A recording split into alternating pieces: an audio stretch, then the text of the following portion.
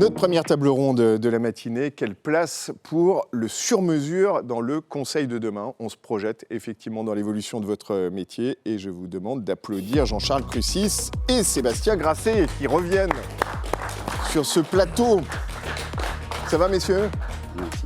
Top. C'est pas facile de passer après Taïk Chris. Oula. Vous n'êtes pas venu en rôle, hein? Je suis déçu. Bon, quelle place pour le sur-mesure? C'est évidemment une des questions fondamentales parce que ce sur-mesure a tendance à évoluer. Je te laisse un petit mot sur Taïk Chris et peut-être sur le lien qu'on peut faire avec cette table ronde. Bah oui, ça donne envie, Taïk Chris, parce qu'en fait, on se rend compte que quand on a un rêve ou quand on a un objectif, en fait, finalement, tout est possible. Il faut juste oser.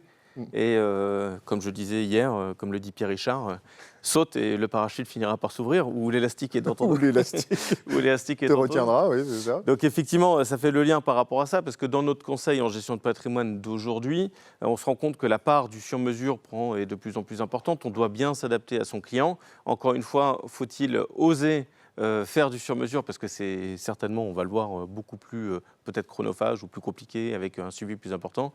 Oser apporter ces solutions-là de sur-mesure à ses clients qui n'ont peut-être pas l'habitude de l'avoir. Première question toute simple, quelle est la part du sur-mesure dans vos activités respectives, Jean-Charles?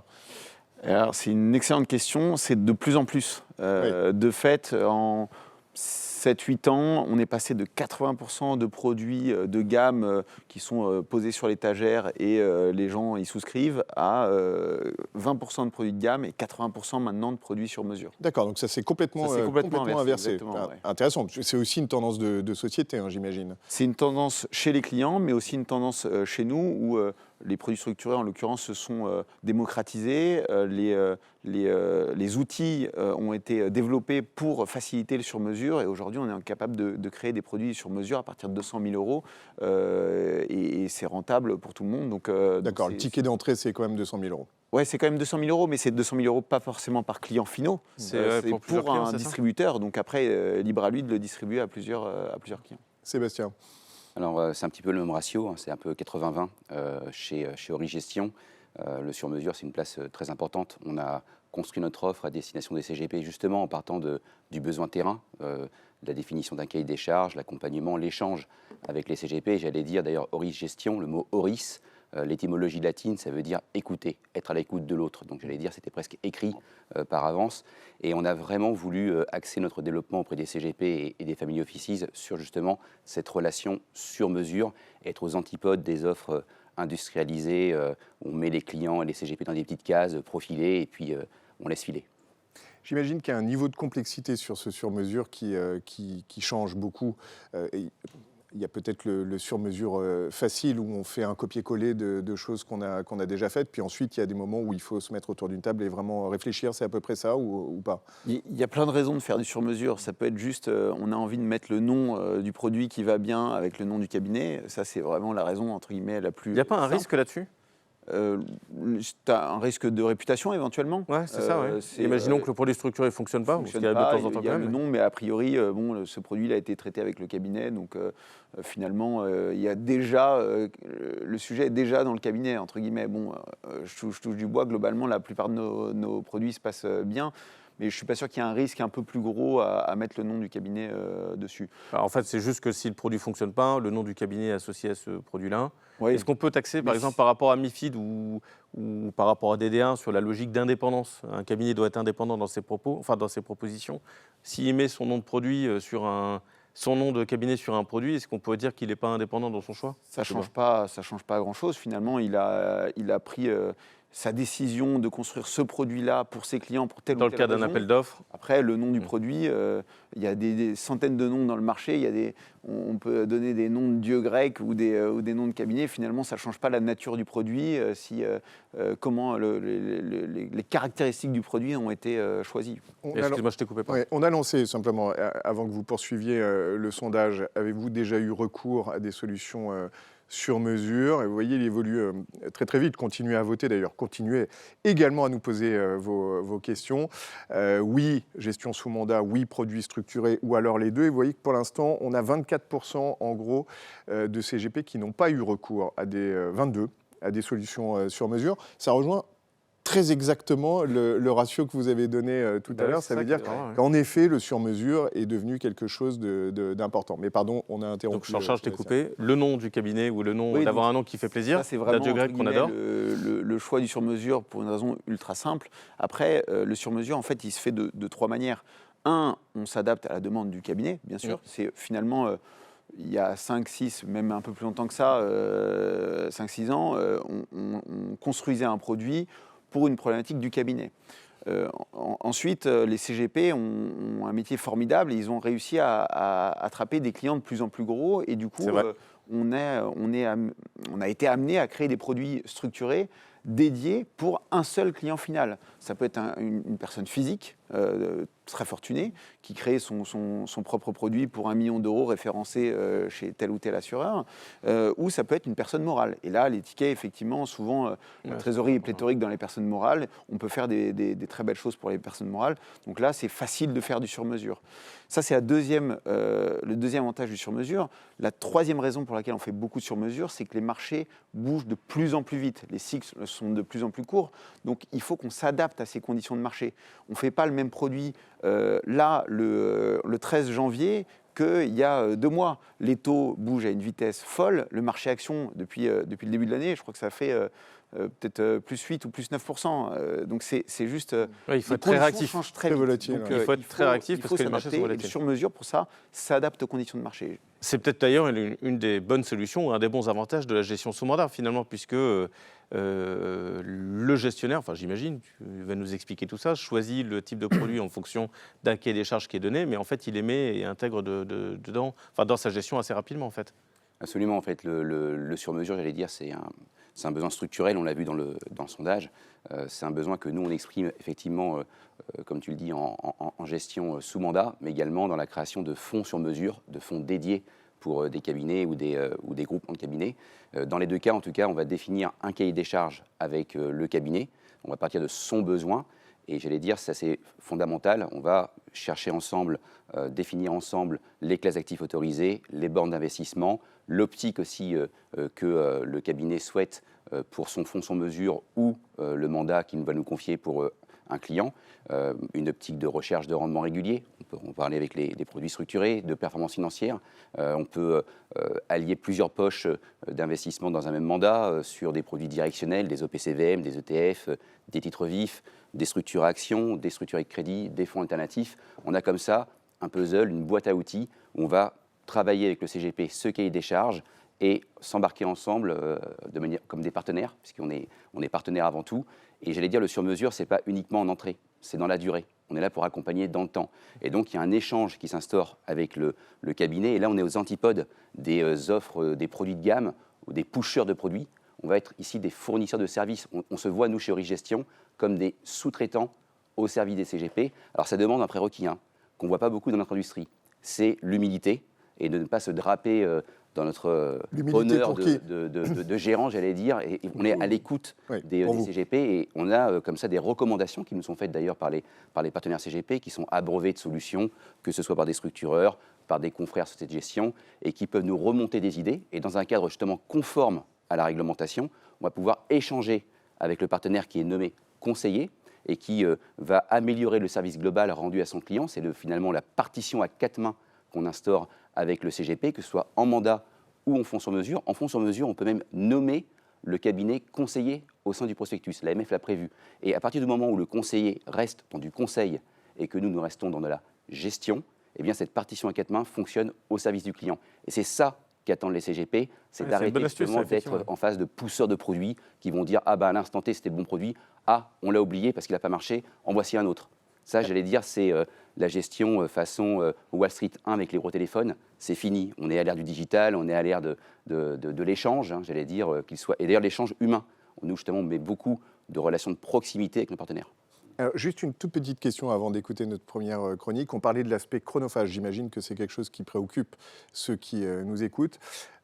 D'abord, est-ce que c'est vraiment chronophage aujourd'hui ou alors est-ce que les process se sont simplifiés? Et puis, dans le fond, est-ce qu'il y a un rapport temps passé et gain qui est suffisamment bon pour qu'on se dise on peut y passer un petit peu de temps? Jean-Charles. C'est une excellente question aussi. Merci, encore bravo. Merci d'avoir posé. C'est vrai qu'on peut se poser la question sur un produit structuré à 200 000. Ouais. Le temps que tu crées pour la conception, sortir le DIC, le document d'information contractuelle. Donc du coup, c'est... Est-ce que ça vaut le coup, hein? Je le dis d'une façon très familière. En fait, c'est vrai que le métier a énormément changé depuis 10 ans. Moi, quand je suis arrivé il y a quelques années maintenant, on avait finalement le même métier qu'un asset manager classique, c'est-à-dire qu'on avait le produit sur l'étagère et puis on allait battre la campagne, entre guillemets, et parler de notre produit, et les gens y souscrivaient ou non. Il n'y a pas des dizaines de prix à faire. Aujourd'hui, quand on fait un produit pour 200 000 euros, mais on va faire 1, 2, 3, 10 prix pour le client. Il y aura peut-être des ajustements à faire. Il va sélectionner sa structure. Il faudra faire tourner la documentation réglementaire, etc. Donc effectivement, c'est plus chronophage. Les équipes travaillent plus dur qu'avant, probablement. Et c'est plus rentable. Ou c'est de toute façon incontournable. C'est une rentabilité équivalente, probablement. On fait plus de volume qu'avant. Les marges, globalement, sont à peu près les mêmes sur l'ensemble des produits. Et finalement, tout le monde s'y retrouve. C'est juste que probablement, on bosse un peu plus dur qu'avant, c'est sûr. D'accord. Même constat, Sébastien? Alors effectivement, c'est très rentable, sinon on ne serait pas sur ce plateau. Voilà, j'allais dire tout bêtement. On est aussi animé d'un esprit de lucre, comme nos partenaires CGP. On fait du business avant tout, il faut aussi quand même le rappeler. Après, il faut... Je suis là que pour le plaisir. Hein, là. Le plaisir de se parler déjà et de se voir, on peut partager un café ensemble. Enfin, chacun le sien. Et Taï, il a dit qu'il fallait travailler pour le plaisir. Hein. C'était la passion qui nous guidait. C'est pas l'argent. On est tous passionnés dans ce métier. Mais l'argent aide. On a bien un peu aussi, ça aide à rêver. On parlait hier de rémunération, etc. Donc effectivement, on est dans un business. Maintenant, ce business est rentable pour tout le monde. C'est du win-win-win. Hein. C'est gagnant pour les clients parce qu'ils gagnent en qualité en étant dans une approche sur mesure. On va vraiment être collé aux besoins du client. Et c'est finalement ça, hein, c'est la préservation, la primauté de l'intérêt des clients qui compte avant tout. Derrière, on va préserver les équilibres économiques du cabinet. On a, nous, une tarification très maîtrisée. On permet par exemple, sur les structurés, à nos partenaires CGP de garder des commissions upfront, alors que nous n'en prenons pas. C'est un choix qu'on a fait. Et on va, rester rentable. Alors, c'est vrai que c'est un peu plus consommateur, néanmoins, en ressources humaines. Il faut être dans l'échange. Et ça, pour ça, c'est pas... Parce qu'il y a le suivi aussi des produits structurés. Il y a le... c'est quelque chose qui est quand même important. Nous, on le voit. On parlera du nombre des chiffres après. Mais le suivi est quand même lourd. Le suivi qualitatif humain est plus lourd, absolument. Et ça, pour ça, il faut être habité d'un esprit d'humilité, être dans l'échange, dans le partage. Ça ne s'invente pas. Soit on l'est, soit on ne l'est pas. Hein. Et donc, on s'est construit dans cette approche entrepreneuriale et d'indépendance pour être dans l'accompagnement, dans la relation humaine. Et après, on peut aussi optimiser via le reporting. On parlait hier d'ESG, par exemple, qui est quelque chose qui nous importe beaucoup chez Origestion. Mais c'est bien de faire de la multigestion, par exemple, en ESG, mais reporter avec la touche du cabinet, c'est mieux. Donc on a construit des reportings aussi qui nous permettent d'apporter la petite touche du cabinet en mettant en exergue, par exemple, tel ou tel critère ESG plutôt qu'un autre qui tient à cœur au cabinet. C'est le cas aussi pour les structurés, où on peut faire des choses très visuelles. On a développé beaucoup de reporting en la matière. Donc je pense que le reporting aussi, c'est un aspect du sur-mesure.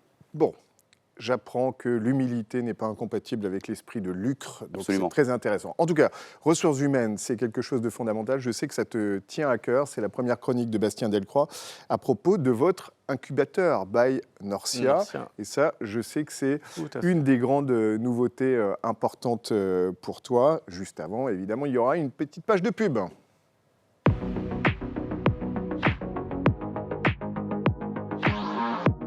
Alors je sais tout d'abord qu'il y a un sujet sur lequel vous nous attendez tous et c'est totalement légitime. Nous aussi, on a envie de tourner cette page et je peux vous assurer que nous déployons de nombreux moyens humains et financiers pour trouver une solution. Alors au-delà de cela, vous connaissez notre philosophie de gestion qui s'appuie sur un processus d'investissement qui existe depuis plus de 30 ans. Gestion d'arbitrage qui vise à décortiquer les grandes tendances macroéconomiques. Notre objectif, c'est offrir et permettre à nos clients, en fonction de leur profil de risque et leur horizon d'investissement, de trouver chez nous de véritables sources de performances diversifiées. Alors bien entendu, dans notre écosystème, on essaye systématiquement de trouver la martingale. Il n'y en a pas. Un processus de gestion peut avoir des failles sur une année. Il est clé de pouvoir le juger sur plusieurs années.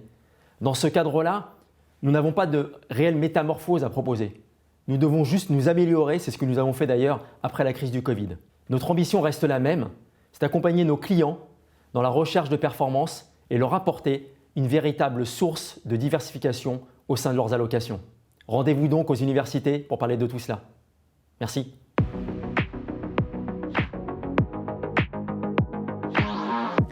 Bonjour à tous. Vous le savez, se lancer dans le conseil en gestion de patrimoine demande du temps et de l'investissement.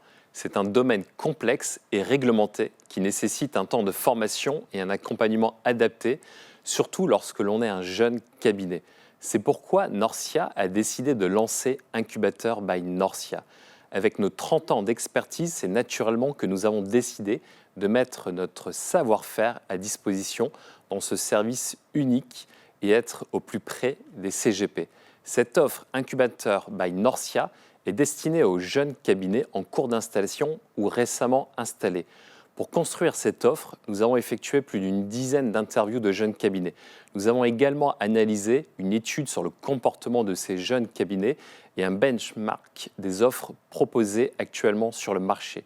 La conclusion de ce travail d'analyse a fait ressortir un énorme besoin d'accompagnement juridique et conformité, plus la nécessité de bénéficier d'une offre attrayante et simple d'utilisation, notamment via des outils digitaux et la signature électronique.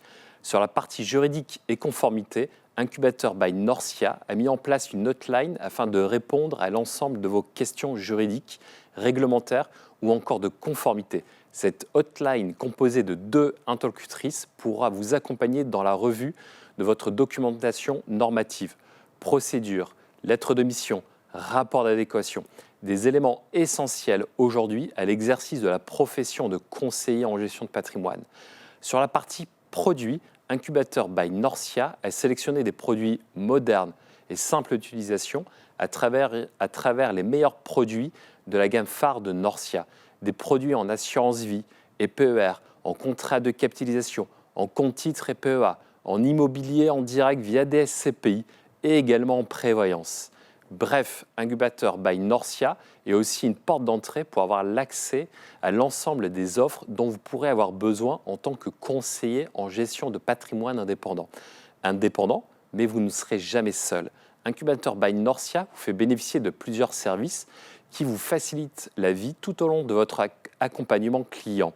Un service ingénierie patrimoniale avec un accompagnement sur la mise en place d'une stratégie patrimoniale sur mesure et adapté aux besoins de vos clients, un service d'ingénierie financière qui offre une expertise, une sélection de produits financiers afin de vous accompagner dans vos allocations d'actifs, un service relations commerciales qui répond aux appels d'offres et assure les négociations commerciales pour des solutions sur mesure pour vos clients, et un service back-office qui assure le traitement, le suivi et le contrôle de vos opérations.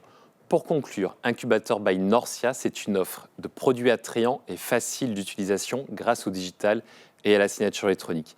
Une offre à votre écoute, par un accompagnement et des services sur mesure pour continuer à grandir en expertise.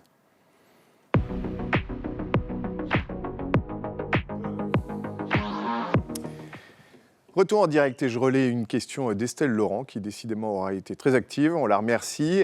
Quel impact pour un client final en termes de frais sur vos différentes solutions dédiées, Jean-Charles? Il y a on peut parler de différents frais.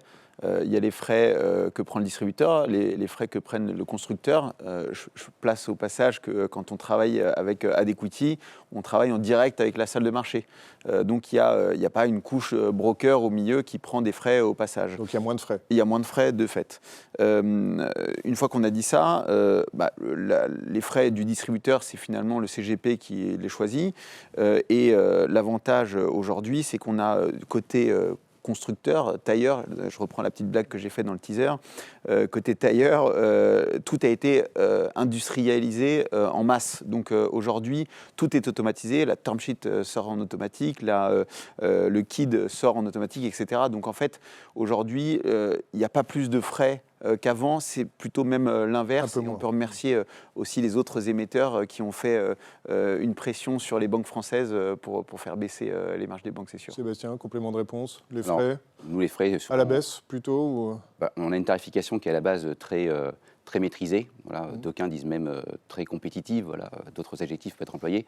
Et c'est vrai qu'en gestion sous mandat ou en fonds dédiés, ce qu'on appelle des fonds sur mesure pour le coup, on a une tarification qui va osciller entre 0,35% de frais de gestion pour nous à 0,45. Donc ça laisse de la place justement pour rémunérer le conseiller pour sa valeur ajoutée, le CGP. Je parlais de préservation des équilibres économiques. Ce faisant, en matière de structuré, comme je le disais, nous on ne prend pas d'upfront sur les produits structurés. En revanche, en gestion sous mandat, dans un cadre conforme à la réglementation, on autorise le partenaire CGP à continuer à capter une rémunération upfront ou pas. Certains n'en prennent pas d'ailleurs, hein, d'autres en prennent. Et dans ce cadre conforme à la réglementation, on autorise la perception par le cabinet des upfronts. Ce qui n'est pas notre cas, on n'en prend pas. Juste en quelques secondes, les meilleures solutions entre personnes physiques, personnes morales, parce qu'effectivement, il faut bien faire le distinguo. On sait que les personnes morales investissent peut-être davantage. C'est une question très complexe. Pour le coup, personne morale, il y a une vaste étendue de personnes morales. Ça peut être la holding patrimoniale qui s'apparente finalement à une personne physique sur certains aspects. Ça peut être des fondations, des associations qui cherchent du capital garanti. On en a parlé hier. C'est une solution aujourd'hui qu'on peut proposer avec tout un panel de solutions au sein même de cette propre solution.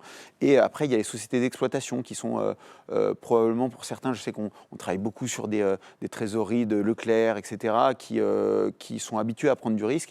Et là, voilà, on peut vraiment tout faire sur ces personnes morales. Ça va du capital garanti à des structures qui vont aller chercher du 10, 12, 14% de rendement, mais sur une petite partie de la trésorerie pour essayer de dynamiser la trésorerie. Il y a une typologie de produits qui s'adapte plus aux personnes morales et aux personnes physiques ou pas? Je sais pas, on parle de autocall ou pour l'un ou... Pas spécialement. Alors c'est vrai que souvent les ou... personnes morales recherchent des maturités un peu plus courtes puisqu'elles n'ont pas une visibilité totale sur leur Et avec trésorerie. une protection plus importante. Et avec probablement une protection plus importante. Mais encore une fois, on a des personnes morales qui, pour des petites lignes, vont aller chercher une ligne très dynamique pour aller chercher de la portefeuille. On a des congrégations religieuses, pour la petite histoire, qui vont chercher des lignes très dynamiques. Ça doit être dur de donner du sens sur un produit structuré pour une congrégation religieuse, non? C'est vrai qu'on va plutôt vers de l'ESG, on fait des partenariats avec des associations aussi. C'est des choses comme ça qu'on peut proposer aussi à ces clients-là, ouais, tout à fait. Sébastien? Alors pour les personnes morales, j'allais dire conjoncturellement, le sur-mesure s'est beaucoup développé puisqu'on sort d'un univers déflationniste de 30 ans et on est dans une phase de hausse de taux avec une inflation. Alors même si hier, la trajectoire d'inflation sur les États-Unis a montré qu'elle était toujours baissière, mais en tout cas elle est là et ça crée des opportunités. On en a parlé sur ce plateau dans un autre contexte sur l'obligataire avec des beaux rendements sur de l'investment grade. Je regardais tout à l'heure une BNP maturité janvier 2027, on est à 4,25% de rendement. Donc c'est quelque chose qui est historique. Le mettre maintenant en portefeuille dans une optique de portage pour une personne morale, à mon sens, ça s'impose. C'est au son du canon qu'on investit et pas au son du violon. C'est maintenant que ça se passe, pas dans 6 mois peut-être ou dans 12 mois. Donc de l'obligataire en direct. On a beaucoup de demandes pour les personnes morales en la matière, avec des maturités plutôt courtes. Et puis des produits structurés, les fameux KG à capital garanti, qui sont revenus à l'honneur dans cet univers de taux. Quelle est la part du sur-mesure chez Norcia? Elle est énorme. Alors si on traite, si je vais donner quelques chiffres, j'aime bien les chiffres. Mais oui. Donc il y a fort en chiffres. L'assurance vie et le compte titre, enfin j'essaye. L'assurance vie et le compte titre. L'assurance vie, c'est le plus gros de nos actifs, c'est à peu près les 2 tiers, 3 quarts de nos actifs. Le compte titre, un peu moins, donc le reste. Et on a 300 produits structurés qui ont été référencés sur l'année 2022 en assurance vie et plus de 600 en compte titre. Ça fait 1 par jour ouvré en assurance et 2 par jour ouvrés en compte titre. C'est énorme. Le montant global, c'est 700 millions d'euros. Donc ça aussi, c'est des sommes qui sont importantes. Et je reviens sur la partie compte titre. Pourquoi plus en compte titre qu'en assurance vie? C'est beaucoup plus simple de référencer un produit structuré en compte titre qu'en assurance vie. Les assureurs créent des annexes financières, ils ont tout un process qui est un peu plus long, qui ne répond pas complètement à la logique de réactivité. Ils notent des seuils d'accès qui sont importants pour ne pas engorger le système. En compte titre, c'est beaucoup plus simple et ça répond beaucoup aux problématiques de trésorerie d'entreprise. Et vous voulez voir le résultat du sondage. Je vous laisse à nouveau la parole, Sébastien, dans un instant. Mais ça correspond parfaitement à ce qu'on s'est dit là, depuis une vingtaine de minutes, puisque vous voyez que schématiquement, les 3 quarts, un gros 3 quarts des CGP qui ont répondu ont bien sûr eu recours à des solutions sur mesure. Si on va dans le détail, c'est beaucoup les produits structurés, ou les deux. Un peu moins la gestion sous mandat, et donc on a un petit 23% qui n'y a pas eu recours. Moi, je retiens malgré tout que c'est devenu très clairement majoritaire, le sur-mesure. C'est presque paradoxal d'ailleurs, parce que le sur-mesure devrait être rare d'une certaine façon. Est-ce que ça va dans l'air du temps? C'est-à-dire qu'aujourd'hui, un client, quel qu'il soit, et c'est peut-être sous l'influence des réseaux sociaux, de l'ubérisation de la société, on a envie d'être bien traité, pour le dire vulgairement.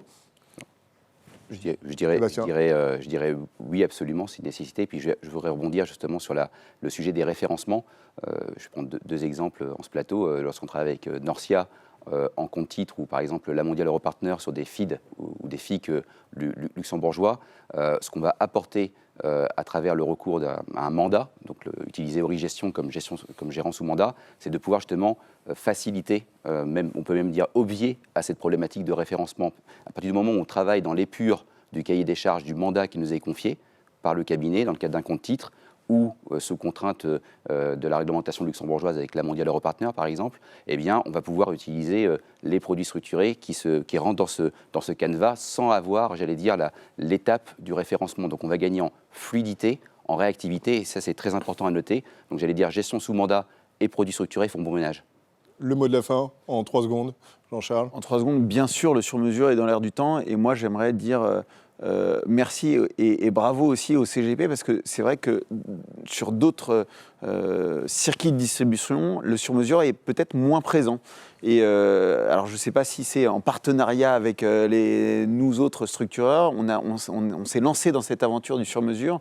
Et tout le monde y va. Et tout le monde y va. Et la canon. qualité de service est top pour les clients finaux, finalement. Allez, vous en connaissez un qui... Oui, En pardon, deux mots, Philippe. juste en deux mots, c'est vrai que les conseils en gestion de patrimoine, je reviens sur ce que dit Jean-Charles, ont souvent été précurseurs et ont rapidement pris le produit structuré comme étant une classe d'actifs pour leurs clients et ont vite pris le chemin du dédié, parce qu'effectivement, entre une personne morale et une personne physique, c'est pas la même chose, et ils ont une variété de clients qui fait qu'ils se tournent rapidement sur le dédié. Bon, en tout cas, tout le monde a vissé la baïonnette et effectivement, tout le monde va sur le sur-mesure. Alors, vous le connaissez tous, vous attendiez sa chronique, il va nous parler d'internalisation ou externalisation, c'est évidemment l'inénarrable Benoît Bercher-Bru, le marsupilami de Norcia, juste après une petite page de pub. Et il a mis sa cravate.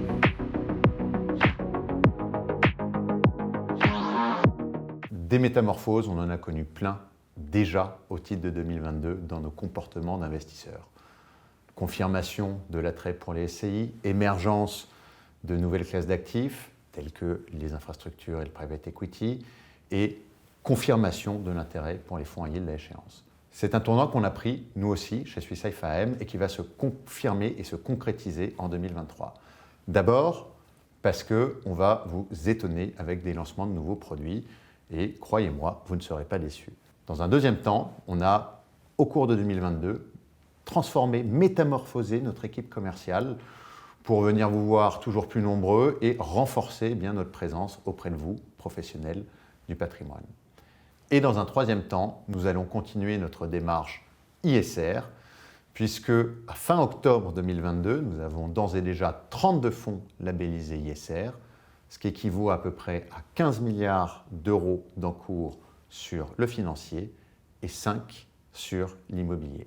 Cette tendance va désormais s'accélérer et se poursuivre au cours de l'année 2023.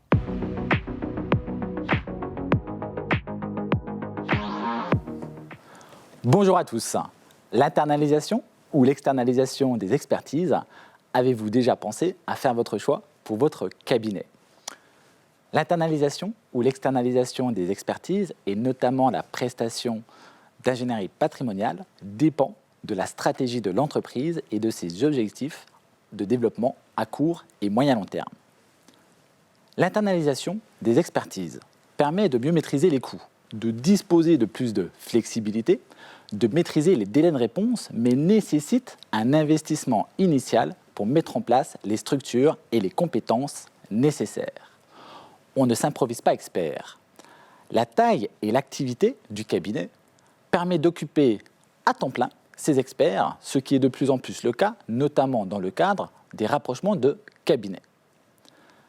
L'externalisation, en revanche, consiste à confier ces tâches à une entreprise extérieure. Cela peut être une solution plus rapide, plus efficace, si l'entreprise n'a pas les compétences ou les ressources internes pour effectuer ces tâches ou souhaite tout simplement allouer les ressources financières à d'autres pistes de développement telles que la croissance externe.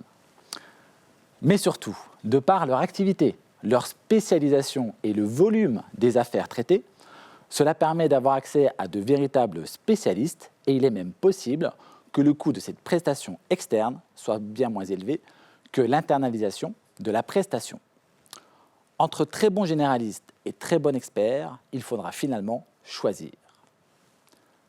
En fin de compte, la décision de choisir entre l'internalisation et l'externalisation des expertises, en général, et de l'ingénierie patrimoniale en particulier, dépend de nombreux facteurs et devrait être pris en considération en fonction des objectifs à long terme de l'entreprise et ses besoins spécifiques. En attendant, toutes les équipes de Norcia sont là pour vous accompagner et mettre à votre disposition des experts dans de nombreux domaines, ingénierie patrimoniale, financière, réglementaire, commerciale, marketing, gestion, immobilier, voire même informatique. Nous serons ravis de vous aider, donc n'hésitez pas. Nous tester, c'est nous adopter.